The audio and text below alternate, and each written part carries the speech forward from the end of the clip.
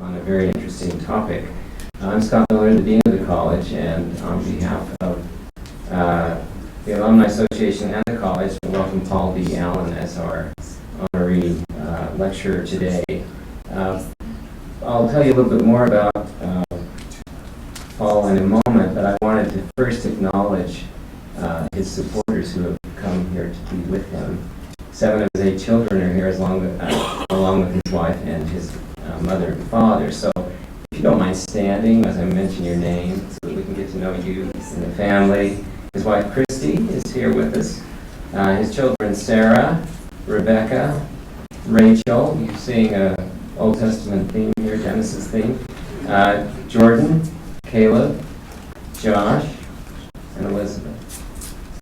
In addition, his mother, Wanda, and Father Dell are both in attendance. Thank you very much for coming.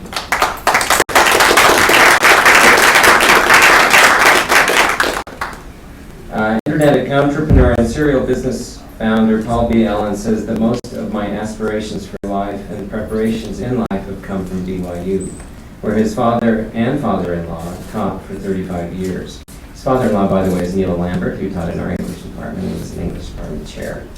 A talk by BYU President Jeff Holland, Towards a School in Zion, led to his founding of the company Infobases, a way to put all scripture and gospel writings in a digital searchable format.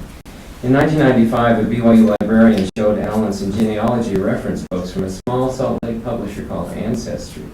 He bought that company as part of his move to found Ancestry.com, with entrepreneur and BYU mentor Steve Gibson as its first investor.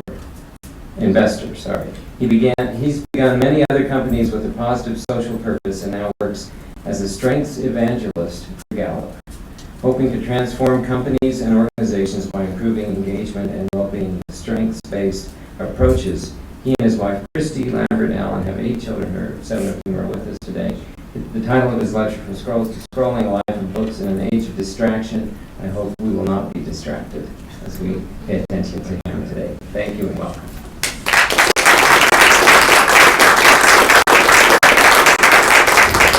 Thank you, Dean Miller. It's a real privilege to be here on campus.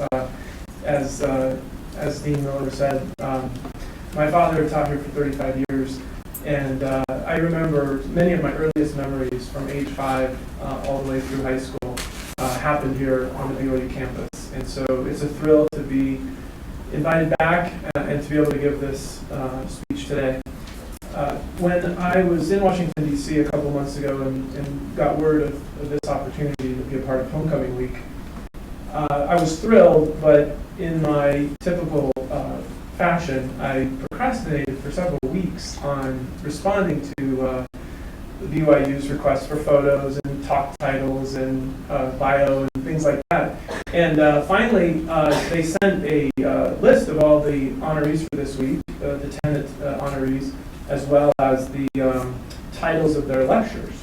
And I was thrilled to see that the title of my lecture was the coolest title I had ever heard of any lecture. It was From Twitter to Tolstoy. And I was like, I could write that lecture. I'm so excited about this opportunity to speak on From Twitter to Tolstoy. And then I found out that that was the title from last year's lecture. And they used it as a filler since I had submitted my title. So with a little bit of help from family and friends, we came up with this title, From Scrolls to Scrolling, A Life of Books in an Age of Distraction.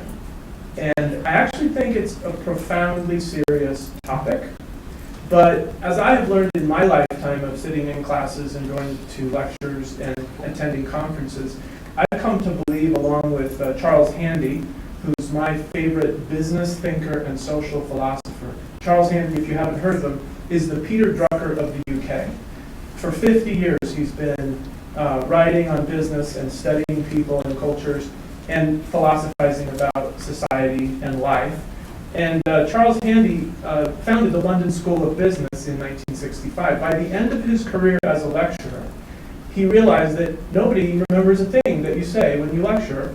And so he took a radical approach, and at the beginning of the course, he would assign the students a real-world problem and have them spend 4 months in industry, actually observing and documenting, and then come back and do a class presentation. And he said that most of his students claimed, first of all, they were upset, and his colleagues in the London School of Business were frustrated that, what are we paying you for? You're not lecturing. But Charles Handy reported that most of his students claimed that the greatest learning experience they had in their entire college career was his class, where he asked them a question and gave them an assignment to go out and find the answer, and they came back and presented. And when you teach, when you prepare, you actually remember what you've said. Charles Handy said that you by the end of today will probably remember 3% of what I say, and by the end of next week, maybe less than 1%. But I will remember a great deal of what I say today, partly because I've gone through the process for several weeks of reliving my life of loving books. I have been able to think back on hundreds of books that have blessed my life, changed my life, expanded my mind, touched my heart, helped me feel connected to other people, helped me with ideas and inspiration that I then applied in business or in my family life. And I'm profoundly grateful for the miracle of books. If you just think about the history of this world, only 400, 500 years ago, books were still very hard to obtain, hard to come by. And now we live in a world where the Google Books Project speculated that there have been over 130 million books published or written in known history. And they had an attempt to digitize every one of those books by 2020, but they encountered a lot of legal problems from copyright owners and others. And so I'm not sure the Google Book Digitization Project will fully play out. However, over 30 million books have been digitized. My daughter Rachel worked here in the BYU library for Internet Archive, digitizing old content and old books for a couple of years to help work her way through college. So digitizing books is an important part of my life, but I think it's a very small part of what I want to discuss today. And in keeping with Charles Handy, his statement about involving his students, Benjamin Franklin learned the same lesson. Tell me and I forget, teach me and I remember, involve me and I learn.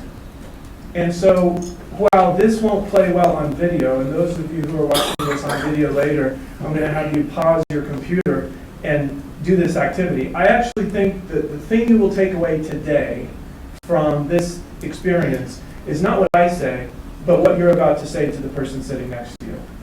I want you to answer the question, what is the best book that I have read this year and why? What did it do for me? And if you can't think of a book this year, then I will lecture you and say you're not reading enough. But what's the best book you've read in the last 5 years or the last 10 years?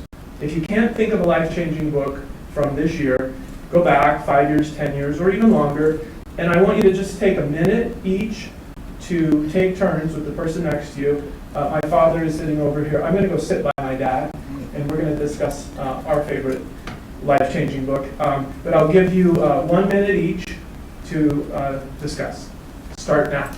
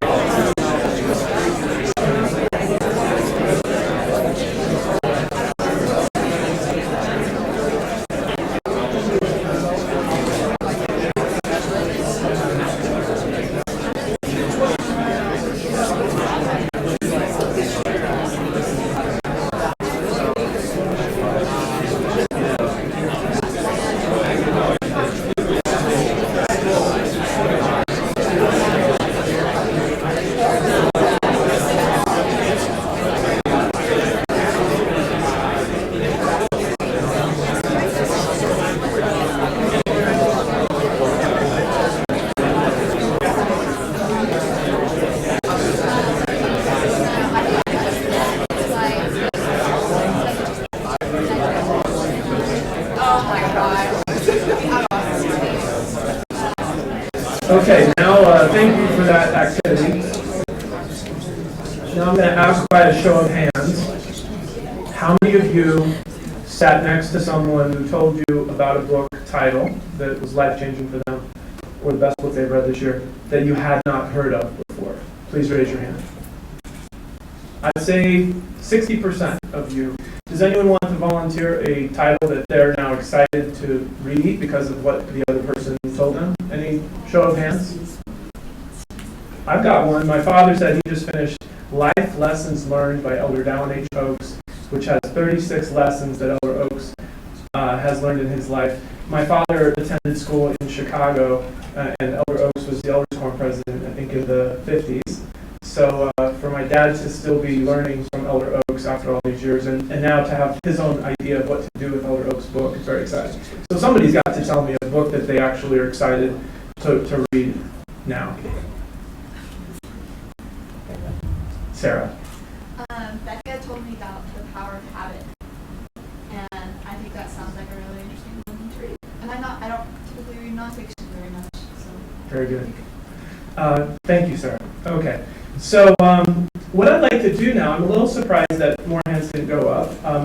Over the last 3 days, I've asked my friends on Facebook for life-changing books, and I've seen 80 titles submitted with a paragraph describing why a particular book was life-changing, and probably 20 or 25 of those book titles I have not heard of before. Probably 20 or 30 I have read, and others I've heard of but not read. But I'm actually very eager to read several of those books. What I'd like to do now is review, over the past 200 or 300 years, the demise of books that have impact. Unfortunately, or the decline of books having an impact on the world. Let me just show you a couple of examples of early books in the history of this country that had a powerful transformational effect. In fact, Common Sense, published by Thomas Paine anonymously in 1776 at the beginning of the American Revolution, was sold and distributed widely and read aloud at taverns and meeting places in proportion to the population of the colonies at that time, 2.5 million. It had the largest sale and circulation of any book published in American history. As of 2006, it remains the all-time best-selling American title and is still in print today. A book published at the right time with a literate, information-hungry audience can change the world. Uncle Tom's Cabin by Harriet Beecher Stowe. I just purchased about 20 books on slavery, on the transatlantic slave trade, 366 years of slave trade, which brought 12 million human souls into captivity. Only 4 million of the 12 million were taken to North America. Most were taken and put into slave plantations in the Caribbean and in Brazil. So I'm now reading a ton about civil rights and about civil unrest and about prejudice and about not just the slavery era, which was horrific, but also post-slavery, the Jim Crow laws, and all of the horrific things that occurred in this country to those of African American descent. Well, this book actually came out in the 1850s and is credited with fueling the abolitionist cause and potentially leading the country to overthrow slavery in the Civil War. It created the momentum for what President Lincoln needed to do. There is a rumor that he met Harriet Beecher Stowe at the start of the Civil War, and Lincoln reportedly declared, "So this is the little lady who started the Great War." But that quote is apocryphal. However, in the first year after this book was published, 300,000 copies were sold in the United States. When a literate populace encounters an important work like this, it changes public opinion and it turns wrongs into rights. I just reread The Jungle. I read it in high school and I reread it in the last 3 months, and it's one of the most difficult books I have ever read. Published by Upton Sinclair in 1906. Upton Sinclair, by the way, was a voracious reader starting at age 10. Jesus Christ was among his heroes, but he had many literary heroes, and he read nonstop. And over the course of his writing career, and by the way, sir, he was making a living for himself and his parents by age 19 as a writer. I think that's quite a good role model. But we've heard about muckrakers. I've read some very recent books by brilliant modern muckrakers whose books might sell a few thousands or tens of thousands of copies and then make no difference. Because what we need is a literate populace who actually are looking for the truth, written well, edited thoroughly, very, very carefully considered. And the book, The Jungle, actually was the most influential book and made Upton Sinclair the most influential writer for 40 years earlier in last century. Writers could exert far more singular influence over a mass audience than is usual today. This is from the Dover 2001 introduction to the book. So do books matter today in an age of distraction? Well, what is distraction? Well, here's an iconic instance.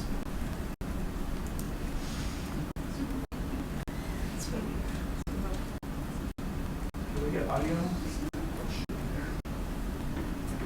We'll rewatch this a couple of times. It's worth it.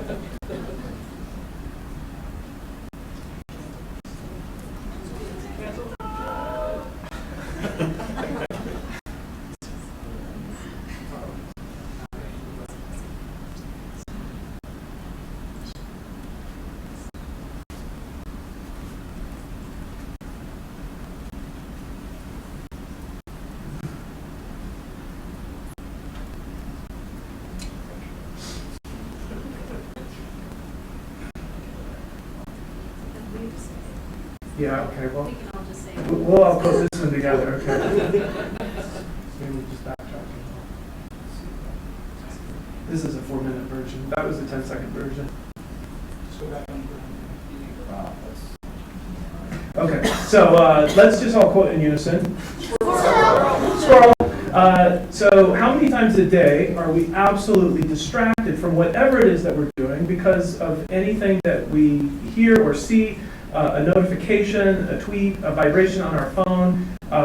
Probably hundreds of times a day we're all dealing with that. Now Sarah wanted me to add the word squirrel to the title of my speech. From scrolls to scrolling, the age of living a life of books, squirrel in an age of distraction. I did weave it into the talk, but for now we'll move on through the next one. So I want to give you a little autobiographical kind of walkthrough of technology in my lifetime, and this is astonishing to me. So when I was 3 years old, Vint Cerf and Bob Kahn created the internet through DARPANET. They created a way to connect computers across distances through protocols. Well, I know Vint Cerf. I've spent several days with Vint Cerf. I've had many meetings with Vint Cerf. He's an incredible engineer, a brilliant man, and he invented this, and I know him, which blows my mind. Well, when I was 8 years old, Dr. Martin Cooper invented the cell phone. And he actually was working for Motorola at the time, competing with AT&T Bell Labs. And guess who he placed the first phone call to from Lexington and 56th Street in New York City? He called his competitors to taunt them and say, I've done it. I invented the cell phone. I met Dr. Martin Cooper in San Francisco in 1999. In my lifetime, the invention of the cell phone. Apple II computer my father bought me when I was 12 or 13 to distract me from playing Dungeons and Dragons, which was my full-time vocation at the time. And so I proceeded to write a 2,700-line Dungeons and Dragons simulation in BASIC. Folio Views with the greatest search engine ever invented for books and reference books. My brother Kurt is here in the audience. I was introduced to that company after my mission and spent many, many years learning and using search engines. The web browser, Mosaic, was invented in 1993. I've met Mark Andreessen at a Marion County Technology Summit. Facebook was invented in 2004 by Mark Zuckerberg. I met him in 2007 at a launch event for the Facebook platform when Facebook had 24 million users. Today they have 1.7 billion users. So in my lifetime, these foundational technologies have been created which are now consuming our waking hours, all of us, every single day. Today, Facebook is worth hundreds of billions of dollars, and they're on their way to having billions of users around the world. Google, of course, is a phenomenal company with a mission to index and make available all the world's information. It's a very inspiring mission. Slack is the fastest growing company to reach $1 billion valuation. It took them 8 months from launching this enterprise communication platform to become worth $1 billion. Apple, of course, is ubiquitous. Pokemon Go, the fastest growing game in history to reach $500 million in revenue. And then Amazon.com, starting out as the Earth's largest bookstore, now the Earth's soon-to-be largest retailer, unless Alibaba continues. Well, Alibaba may be ahead of them already in China, but technology is everywhere. It's accessible, and it's frictionless, and it's just beginning. We're going to be entering an era of distraction that is unprecedented, that none of us is prepared to deal with. And that's what I want to spend a bit of my time talking about. Projections are that by 2020, 5 billion people on the planet will have a smartphone. And those smartphones are getting faster and cheaper and more filled with apps and functionality, sensors, and technology that knows who you are and not only what you search for, but what you might search for next. Google Now is a tremendous artificial intelligence initiative. All of the major technology companies are now hiring or training engineers internally, thousands of artificial intelligence engineers now, doing machine learning to make computers and smartphones that are smarter than humans. And this is a fascinating time to live in, where these technology advances are happening at a greater and greater pace. Self-driving cars. Can you believe that this is happening? It's happening in Pittsburgh, it's happening in California. I talked to Sebastian Thrun not too long ago, and he described how they started teaching cars to drive. They started by having computers watch humans drive. And after thousands of hours of recording humans driving, then by putting in sensors and feedback mechanisms, they were able to help cars become even smarter and better than human drivers.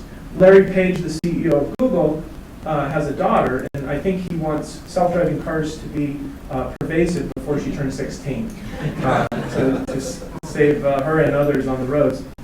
Amazon has tens of thousands of robots that run all of their warehouses across the country. They're adding tens of thousands of new robots, and so almost everything we do with e-commerce is now being fulfilled by machines that are fast and affordable and efficient. My father was in manufacturing technology here at BYU. I sent him a video of Amazon's robots because in the 70s, my father had pioneered the use of robots in manufacturing and in inventory fulfillment. And I remember as a kid seeing something like this in his laboratory here at BYU. And I was pretty thrilled that Amazon is now finally caught up with my dad and doing some pretty smart things. The transportation hasn't changed a whole lot in my lifetime. Bullet trains, I think, started in Japan in the 60s, and we don't even have bullet trains here in the US. But we have the Hyperloop coming. And so this might be a device that we get into these pods, and Elon Musk, the brilliant inventor, doesn't have time to do this project because he's doing all the other ones, solar and Tesla and rockets, reusable rockets. And so he kind of wrote this idea up and open sourced it. Now there's lots of people working on Hyperloop. Drones are fascinating and scary. Did you see the news this week that ISIS has now weaponized drones? And imagine how scary the world is if everyone can buy a drone and weaponize it, or use it for surveillance. So we're entering into a scary era of technology. Nanotechnology will enable engineers and scientists to basically create all kinds of super lightweight and super strong materials and structures. And we're just beginning to see the impact of nanotechnology on the physical world. One of the most interesting new technologies is called Crispr. It's gene editing that can actually take place where you can identify a cause of an illness, a genetic disorder, and actually edit it out of your genes. And this is becoming super affordable, and people are getting scared about where this might lead. Interplanetary travel is around the corner with multiple countries as well as individual billionaire entrepreneurs, Iron Man, if you will, trying to be the first to get to Mars. And then, of course, virtual reality. We might all live in a world like this in 20 years where none of us is really looking at each other. We're all visored up and experiencing whatever interesting thing or place or knowledge or entertainment that we might want to experience.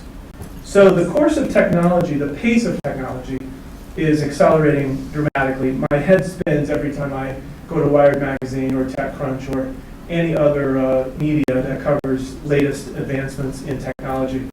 And then I think about the slower pace of technology in books and scrolls and papyrus, but leading up to the Gutenberg press in the 1400s, and finally the liberation of humans around the world from some of the darkness of the Middle Ages. With the publishing of books and the widespread availability of books, people began to learn for themselves and think for themselves, and we experienced the Enlightenment and the Renaissance and the Reformation.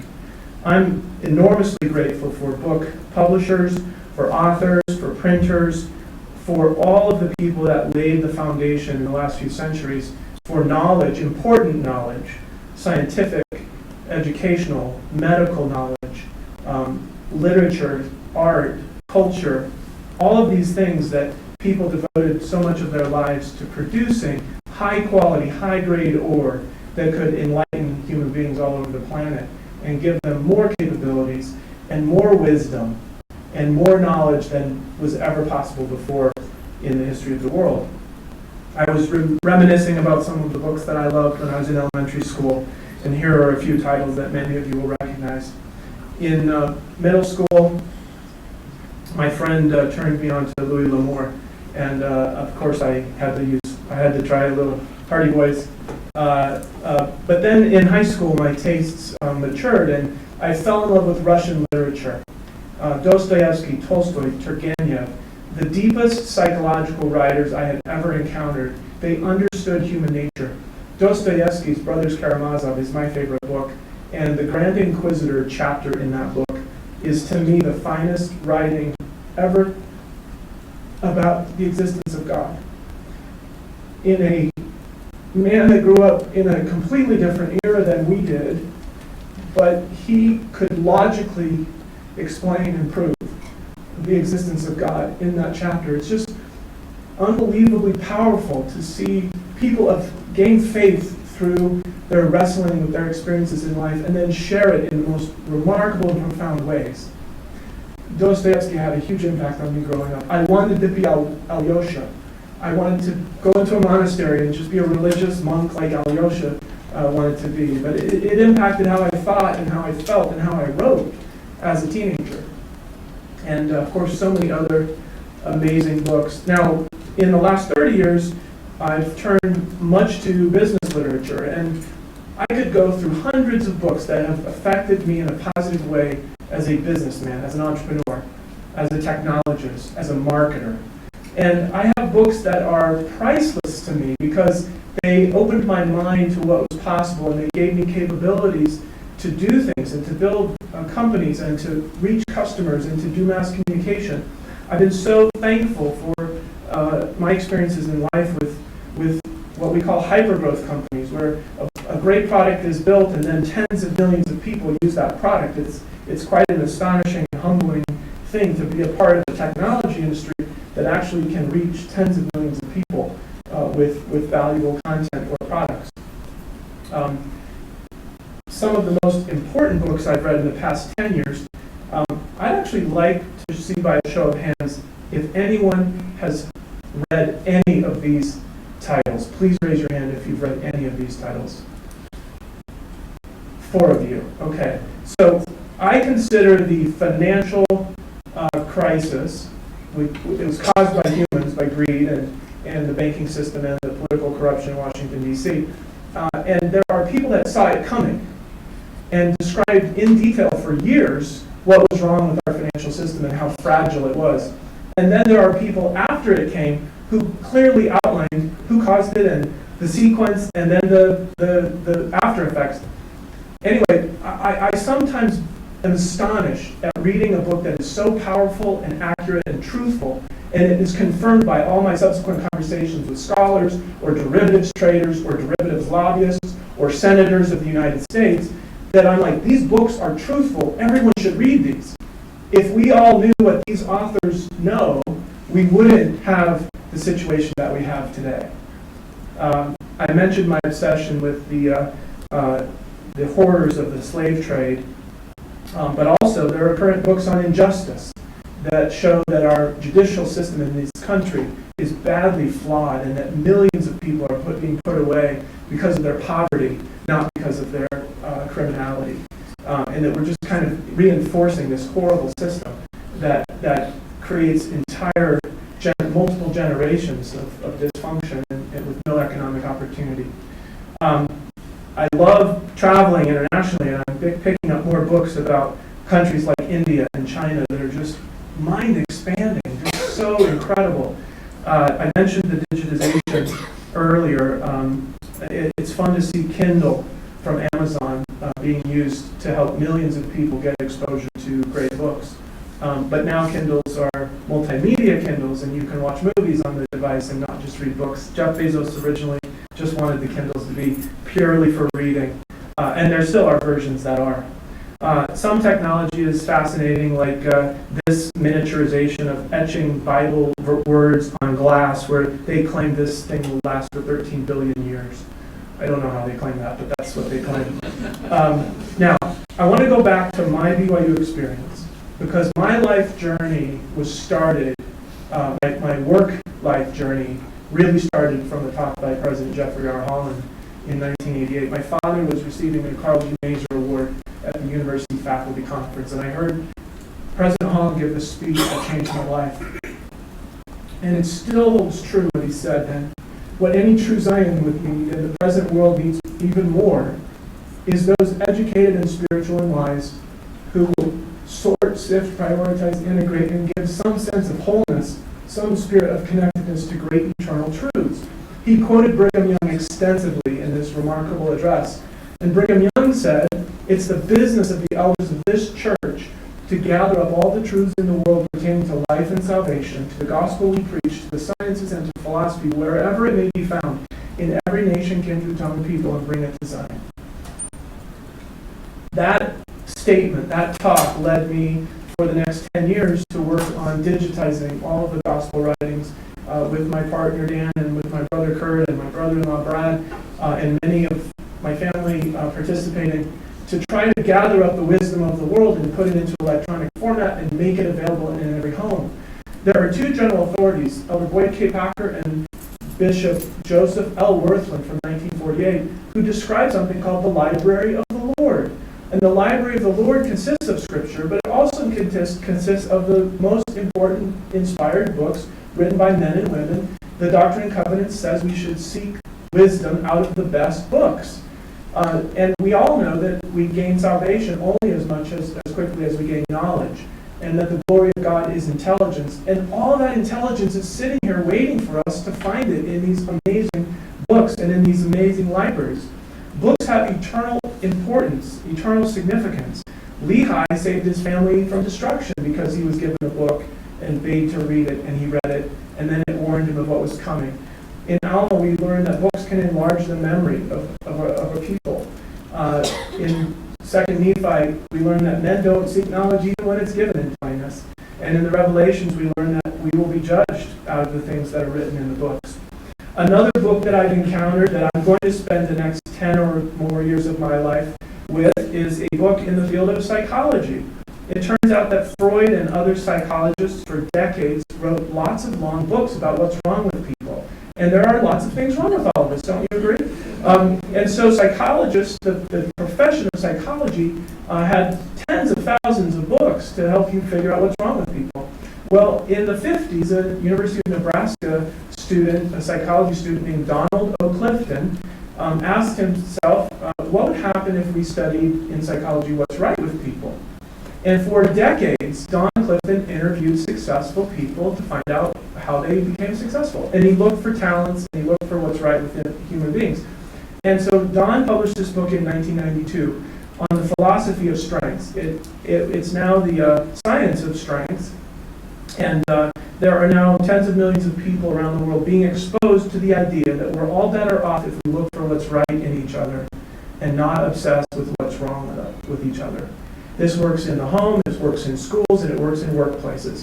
And it's a refreshing new philosophy that I want to take this book and this concept and spend many years of my life trying to promote this concept because I think it's transformational. Mark Twain once said that the person who can't read or doesn't read is no better off than the person who does. You can read it. I lost my time. I need a drink of water.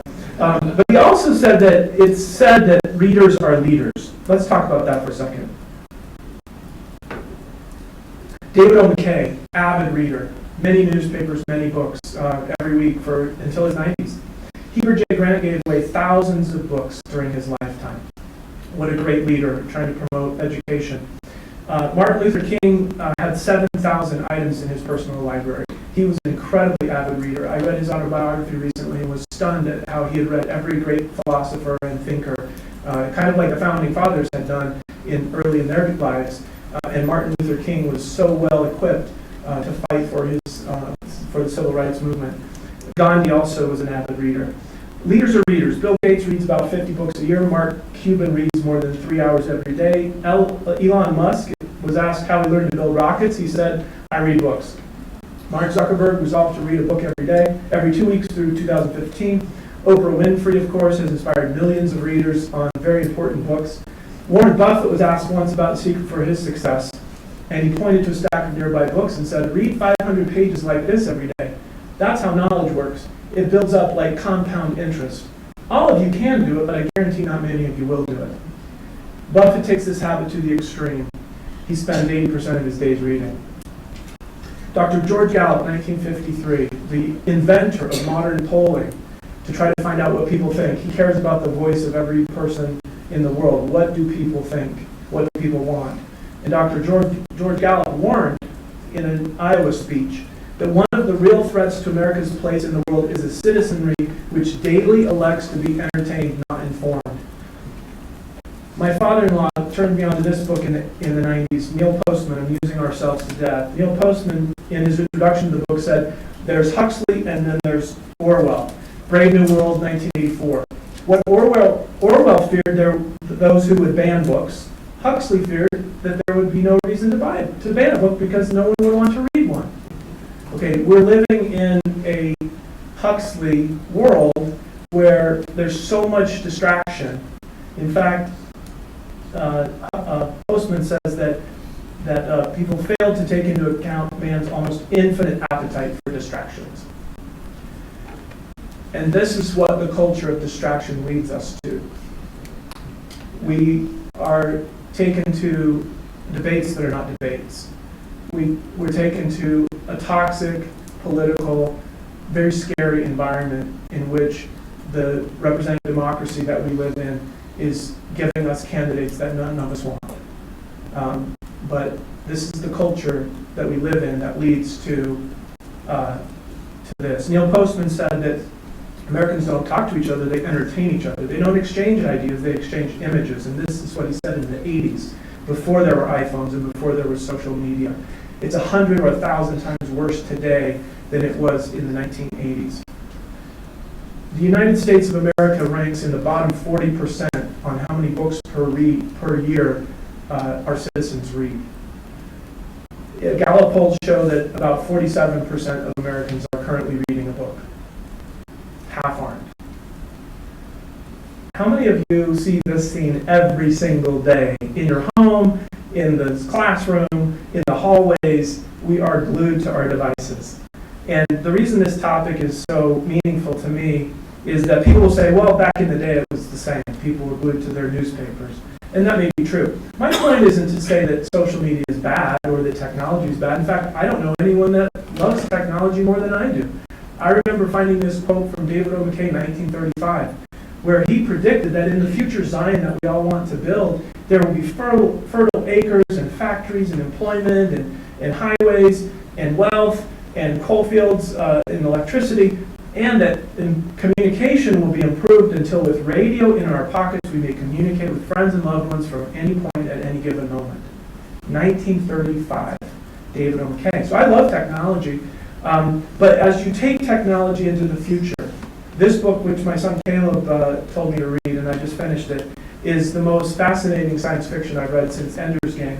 And it basically paints a picture of a world in 2044 where everyone basically plugs themselves full-time into this game called the Oasis. It's a multi-user game, it's a virtual reality game, and the real world is falling apart, and so people just go into the Oasis. It's where they get educated, it's where they buy and sell, it's where they learn things, it's where they communicate.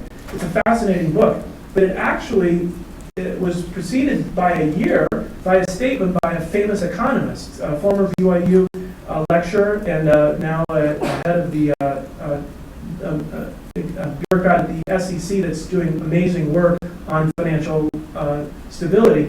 Richard Bookstaver wrote in 2010, imagine 2025 when Moore's Law has played out another 10 or 15 times, and the ninth generation game systems are so powerful that they're approaching what he calls the Nozick's experience machine, where a $200 device will allow you to basically experience anything. We're approaching that world where virtual reality is going to be more appealing to many people than real reality. And the scariest thing I've ever heard in a business speech was the chief scientist of Oculus basically saying that there's really there's no difference between virtual reality and real reality. Now, I'm grateful that Elder Bednar in 2009, before all of these things started happening, gave a prophetic apostolic warning about the digital distractions, diversions, and detours that will actually cause a lot of people to fall by the wayside. And I encourage you to read his talk in 2009.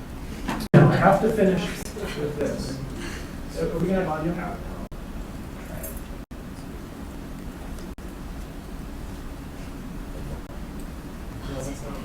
that's not the right audio. Okay, well, just go home and watch Galaxy Quest in your spare time. What I wanted to just say is, I want you to do a thought experiment, and then I'm going to have to cut off the last 10 minutes of my lecture. The thought experiment is this. Galaxy Quest, these people built a civilization on the historical documents. If you remember that all these Star Trek type movies were broadcast into outer space, and these people found it, and they had a falling apart civilization, and then they started patterning their entire civilization and all these spacecraft and everything else on the Hollywood set and these planet Earth actors. Anyway, it's fascinating to think that a civilization could be built on the historical documents that they discovered. Now, I want you to think it in a thought experiment for yourself. What would happen? How do I get past this slide now? Okay. What would happen if your future life, 20, 30, 40 years from now, depended on what books you choose to read and how seriously you choose to take those? And it turns out that that's actually probably what's happening to all of us. Our future existence probably depends more than any of us realize on the information that we choose to consume on a daily basis. Now let me tell you a fascinating thing that happened this year with Microsoft with an artificial intelligence bot called Tay. This happened in March of this year. Microsoft said, we're going to build an artificial intelligence bot that will go out into Twitter and basically read everything that Twitter has to say and then start conversing and start having their own tweets. So the AI was called Tay. And guess what happened within, I think, 12 or 24 hours? This naive teenager AI bot turned into a homophobic, racist, Hitler-loving intelligence. And Microsoft had to shut it down because this artificial intelligence bot was spewing forth the most ugly garbage you can imagine. And where did this AI learn from? From all the humans on Twitter. So, if you want to consume a stream of content like Twitter or Facebook, even if it's entertaining, even if it's got some redeeming value, consider the life you will live in 10, 20, 30 years if you spend hours and hours every single day ingesting that information, compared to the kind of amazing content that exists in those glorious libraries in Cambridge, in Oxford, Georgetown University, beautiful library, Brigham Young University, incredible library. let's spend our time in those libraries. Let's spend our time in those books, and not just in those books, but owning those books, absorbing those books, studying those books. I don't have time to run through this because I'm going over, but I just want to say the most important book I've ever read about how to read a book is from Tim Sanders, Love is the Killer App. He basically changed my life 15 years ago. I gave dozens of copies of this book away. I encourage everyone to look at this book. It teaches you how to treasure a book and make it your own. He teaches you how to not just highlight and dog-ear, but to take every idea you encounter in the book and write it in the back margin in your own words, and to refresh your memory over and over again of the ideas you got from that book. And then furthermore, he tells you to be a love cat in the workplace by every time you meet somebody and you learn about their needs or their problems, think of a book that you read that would be helpful for them and give them a copy of that book. And so I think Tim Sanders taught me more about how to really savor books and gain value from it, and then in turn share that value with others. My final thought is, and I wish we could all discuss for a few minutes, how do we continue living a life of books in an age of distraction? I think all of you are going to have ideas, all of you are going to try things, but my final thought is that I think we all have to take responsibility for the overall culture of the country that we live in and the communities that we live in. And I think a lot of the toxicity that we're experiencing today stems from a lack of deep roots, of deep knowledge and deep beliefs, where we actually have studied the great thinkers, studied and found the wisdom of the world in the best books. And since we have no roots, we are tossed to and fro by every wind of doctrine and entertainment that passes by. And I'm not afraid of the future, because I actually believe that all the good things and all the wisdom and all the knowledge that we need is in front of us. We just need to choose to embrace that and not get caught up in our devices before bed and every morning and every time we go anywhere, just caught up in our devices. Let's actually get caught up in the best books and seeking the wisdom and the knowledge that is available if we will just look for it. Thank you very much.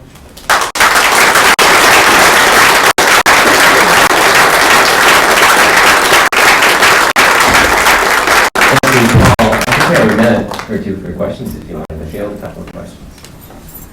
I know some of you have to go to class. Feel free. Ken? I have a question about TED Talks. Is that an intermediate point between reading a book and watching a 1-minute video? So TED Talks is brilliant. They're so enlightening, and I think in 15 minutes you can get a great TED Talk. It's probably like reading the cliff notes of a great book. I think a great TED Talk should lead us to go read the book that person wrote, or the books that they read that inspired that talk. What I love about books is the editorial process means that it's not just years of research and years of writing, but it's also editorial. It's like what should be in the book and what shouldn't. TED Talks likewise force a person who has years and years, decades of experience to boil it down into like the 15 minutes or the 20 minutes. I love TED Talks. I think they're very enlightening, and you can cover so many bases with hundreds of TED Talks in 15 minutes each. I do think in some cases it ought to lead to further study where you end up with 20, 30 hours of deep contemplation of the topic, if it's that important. Yes? I think about the founding fathers, John Adams, Jefferson, and they were pretty bright men, great deep thinkers. We have more information available to us, and yet it seems like we're not producing Jeffersons and Adams anymore. If we are, they're in hiding.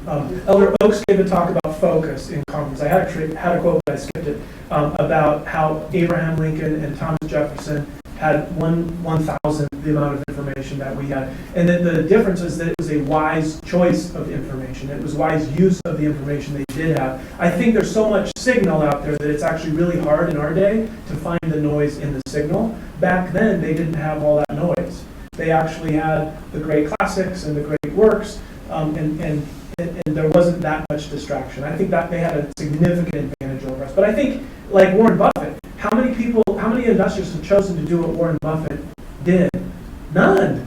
I've never met anyone like Charlie Munger and Warren Buffett, even though they said, hey, this is as easy as reading 500 pages a day, and you guys can become one of the world's greatest investors too. But why?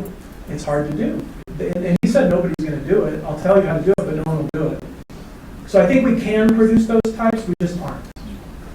Yes, in the back. In your title of the book, you showed its cover with the upward leading staircase with the men carrying the wood. Soar with Your Strength Soar with Your Strength. by Don Clifton, 1992.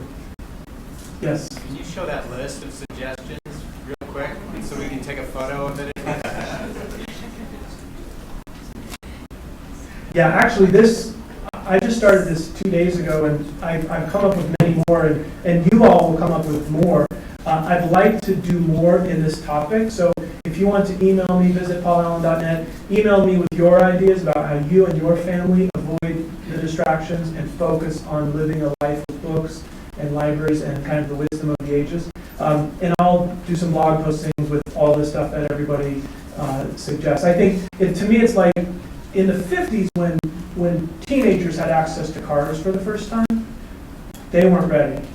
They didn't have the wisdom. You know, if you had a car and gas and you'd go any time of day, a lot of people got in a lot of trouble because they weren't wise enough to deal with that new technology. Well, none of us is wise enough yet to deal with having a smartphone that's greater than a supercomputer from 30 years ago.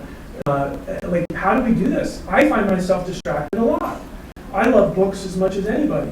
And so I think together we all have to figure out, in this world that we're in now and the one that we're going to be in 10 or 20 years, which is actually very different than today, how will we avoid the harm in constant distraction and embrace the wisdom and the beauty and the knowledge that exists?